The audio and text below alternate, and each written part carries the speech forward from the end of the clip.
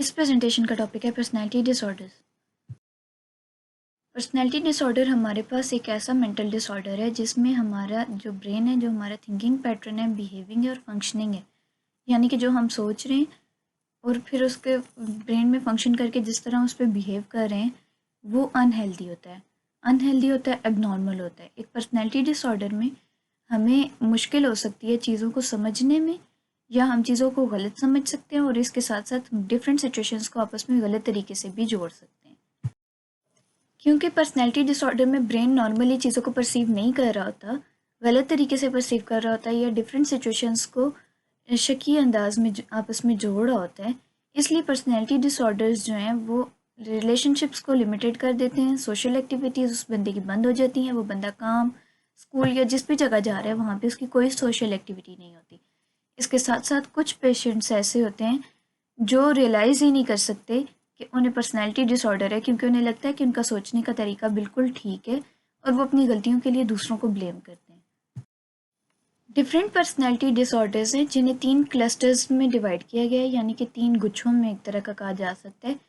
Basic symptoms की बुनियाद पर, यानी कि उनके बेसिक सिम्टम्स आपस में सेम थे, इसलिए उन्हें 3 डिफरेंट क्लस्टर्स में डिवाइड कर दिया गया है। और इसके साथ साथ जिन लोगों को पर्सनैलिटी डिसऑर्डर हो सकता है, एक पर्सनैलिटी डिसऑर्डर होगा तो उसके साथ साथ दूसरा पर्सनैलिटी डिसऑर्डर जो है उसके भी कुछ सिम्टम्स उनमें मौजूद हो सकते हैं। और किसी भी डिसऑर्डर के होने के लिए ज़रूरी नहीं है कि सारे के सारे सिम्टम्स हों। कुछ मेन सिम्टम्स अपीयर होने से भी वो पर्सनैलिटी डिसऑर्डर डायग्नोज किया जा सकता है।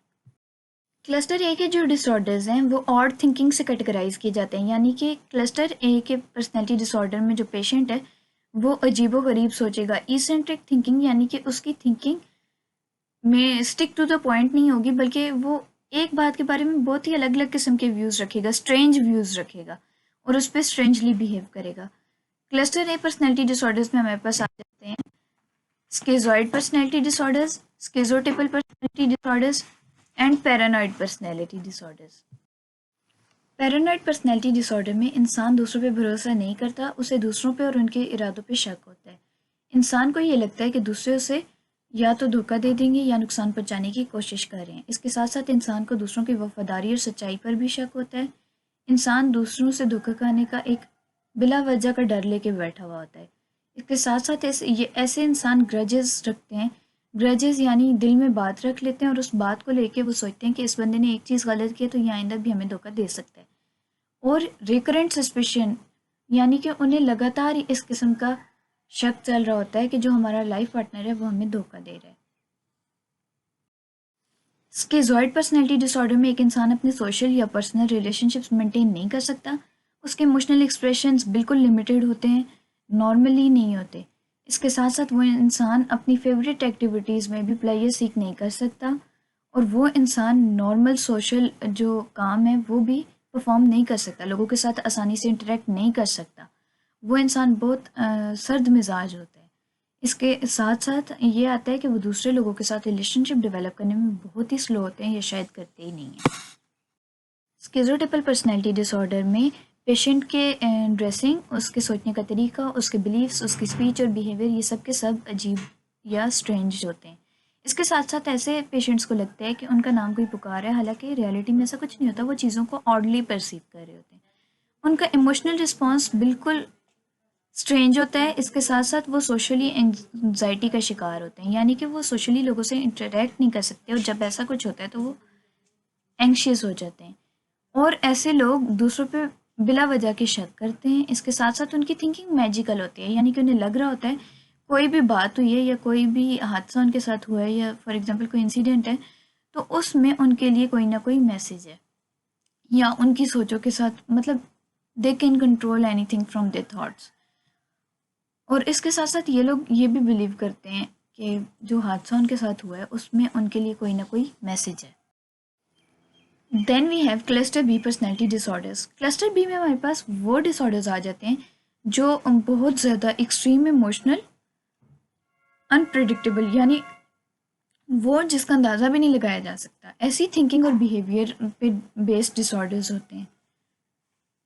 इन डिसऑर्डर्स में आते हैं anti social personality disorders, borderline personality disorders, histrionic personality disorder and narcissistic personality disorder. Anti social personality disorder में ये लोग दूसरों की फीलिंग्स और ज़रूरियात का ख्याल नहीं करते। उसके साथ साथ ये कंसिस्टेंटली झूठ बोल रहे होते हैं या चोरी कर रहे होते हैं।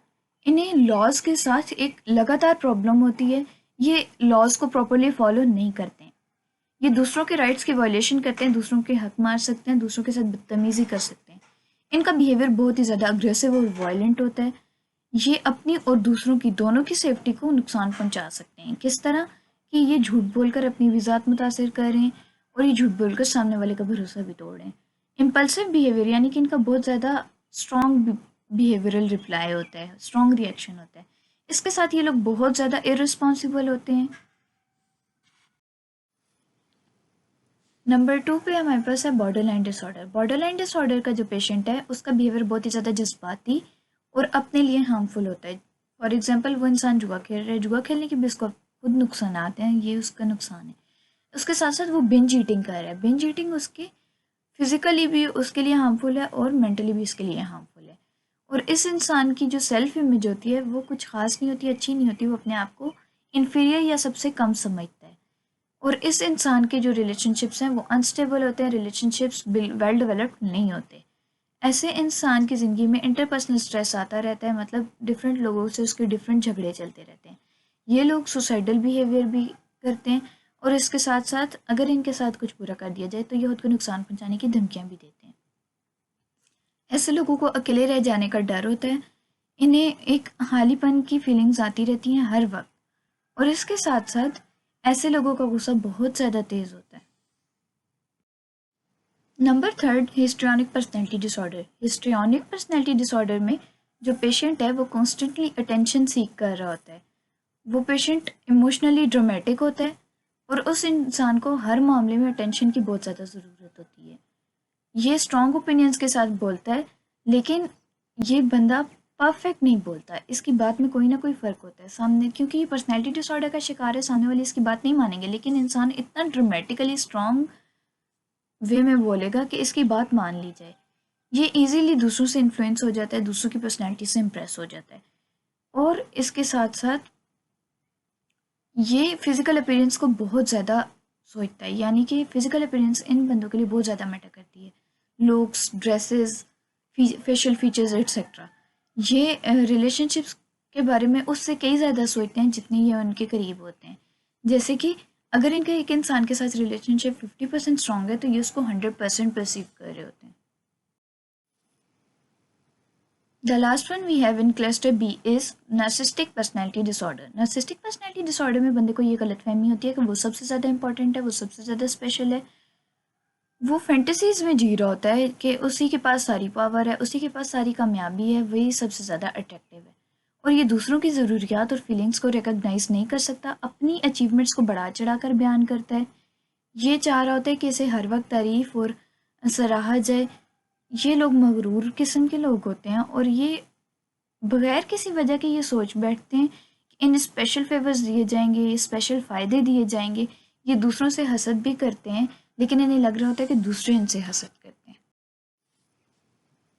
Cluster C personality disorder. Cluster C personality disorder में एंग्जाइटी बेस्ड थॉट्स होती हैं, फियरफुल थिंकिंग होती है या बिहेवियर होता है, यानी कि इसमें डरपोक लोग कहा जा सकते हैं। एक तरह के वो लोग जिन्हें किसी चीज़ का डर होता है वो क्लस्टर सी पर्सनैलिटी डिसऑर्डर में आते हैं।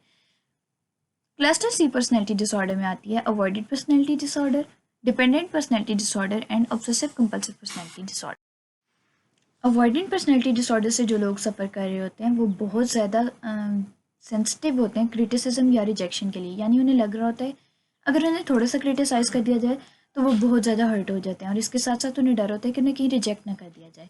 और ये लोग अपने आप को इन्फीरियर परसीव करते हैं, यानी ये खुद को सबसे कम समझते हैं और ये उन एक्टिविटीज़ को बहुत ज़्यादा अवॉइड करते हैं जिनमें इन्हें बाकी लोगों के साथ कांटेक्ट करने की या इंटरेक्ट करने की ज़रूरत होती है।